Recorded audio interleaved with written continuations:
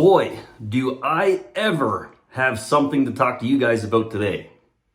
And the funny thing is, this thing I'm going to talk about just seems to be going right over everybody's head. Nobody's really making as big of a deal out of it as they should be. Yesterday, I got my hands on what I believe to be the most incredible picture to show up in Canada since the start of this whole pandemic, okay?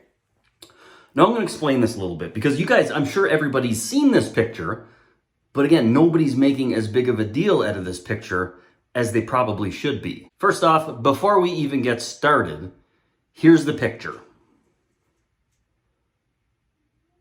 Okay, you guys see that? Count them. 1, 2, 3, 4, 5, 6 elderly people. And who's in the middle of them? Not masked, not socially distancing. That's right, it's Justin Trudeau. Justin Trudeau, the man who immediately before this photo was virtue signaling with his G7 friends.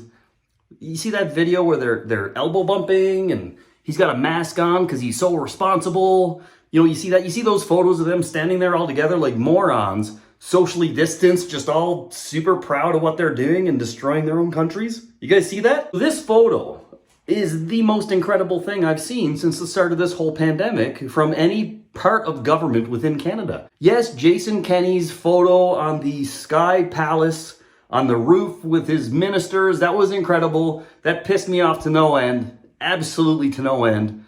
That was a real bad one. But this being the Prime Minister of Canada, who's literally put people in forced isolation, literally kidnapped people from airports, put them in white vans, drove them to isolation facilities because they took the wrong COVID test. After everything he's done, after everything he said, after everything he's implemented to destroy Canada, our economy, after the impact to everybody's mental health, after the almost doubling of opioid overdose deaths, what does he do? Immediately after virtue signaling, showing us how much he cares about the transmission of COVID with his elbow bumps and his masks on that video, he plops himself in the middle of 6 elderly people, the most at-risk people to COVID. The majority of deaths are people in the age group of all the people around him. No mask, no social distancing. Now, what's funny is there's a lot of people out there not getting the point. They're saying, Rob, you know what, like, it's not that big of a deal. He should be able to do that. Rob, he's gotten both of his vaccinations. Rob, all of these people are vaccinated, but you're just not getting the point. You're not getting the point. How afraid of COVID can the ruling class be if a young man, and they've told us the vaccine doesn't guarantee no transmission of COVID, if a young man like Justin Trudeau can be in the middle of 6 elderly people, not masked, not socially distanced, how scared are the ruling class of COVID? So they want you and me to be terrified of it, even with vaccinations. They want us to be absolutely petrified of COVID to the point that we give up all of our rights and freedoms willingly. But when it comes to their little shaker, when it comes to their little get-together, they can plop themselves in the middle of a whole bunch of elderly people and just not care, not worry about it. So what does that tell you? Does it tell you that COVID's a big deal to them?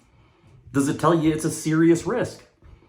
I mean, it wasn't a serious risk to Jason Kenney and his pals when they were sitting on the roof of the Sky Palace, but it's enough of a concern that he's got to destroy your business, your livelihood, your mental health. He's got to screw your children up to combat this. But he's not scared of it. Trudeau's not scared of it. The Queen, Biden, everybody around him is not scared of it. But they want us to be scared of it. They want us to be so frightened that we agree to the destruction of the whole country, our children's livelihoods, blah, blah, blah, blah, blah, everything. Now, anybody defending this, anybody who says, you know what, he had his vaccinations, blah, blah, blah, you know what, I'm game. I think people should be able to interact. And my point is not he's actually putting those people at risk. My point is he's telling us that if we do it, we put people at risk. My point is the laws in Canada are against us doing that very same thing, but he leaves the country and it's okay. And the other argument I'm seeing on this is, well, that's not against the law. That's not against the law in Britain. It's okay. They can go ahead and do this there. And it's like, okay, so explain to me how the risk that he's identified Canadians create for elderly and for people around them by not masking and not social distancing, how does that risk automatically or magically disappear when he leaves the country? It's a risk in Canada to him. It's a huge risk in Canada. All of these politicians think this is a risk, whether or not it's permitted where he's at. That risk he believes we're exposing people to by doing that exact same thing, how does it magically disappear for him when he leaves the country? I don't care if it's not against the law. I don't care if he's permitted to do it. I don't care if everybody's vaccinated. What I care about is the hypocrisy.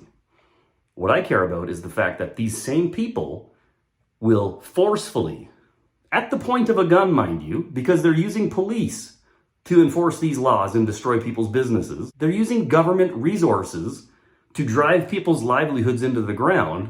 The same people that will do this by force, they get to hang out with their buds and ignore every single rule that they've subjected us peasants to. Kind of crazy when you think about it. So anybody defending this, please stop. Please stop defending these behaviors. I agree. I think people should be able to do these things. I'm not against that. What I am against is the same people who are telling us that we're going to kill somebody if we do it, that we need our rights absolutely violated, and we need to shut up and take it, that we need to be okay with the destruction of our livelihoods, our businesses, our children's mental health, that they get to shut down every piece of society, them doing the same things they say we're not allowed to do because of all that risk. That is insane. The fact that anybody in Canada is allowing this, the fact that anybody in Canada is standing up for this is insane. What this has told me is Canadians have no red line. None. Canadians will let politicians get away with anything. Canadians will defend the actions of the ruling class at all costs. They won't question them. And they'll beg for their rights and freedoms to be destroyed because the ruling class tells us they have to destroy them to save people. Meanwhile, they'll see these photos of them whining and dining, living it up. Justin Trudeau in the middle of 6 elderly people, the highest risk people in the world if they contract COVID. Silence. You guys are sheep. I know it's cliche. You're sheep. Anybody okay with this? Not only are you a sheep, you're the sheepiest sheep of the whole herd if you're okay with this. You can't get any more ridiculous than demanding my life be destroyed, than demanding a vaccination get forced into my body, than demanding that my children's futures get destroyed for your safety, but then you turn around and defend this behavior. Wow, guys, you're gross people. When this country's upside down, when our children are suffering, you will have nobody to blame but yourselves. Give yourselves a big pat on the back. You're on the way to destroying Canada.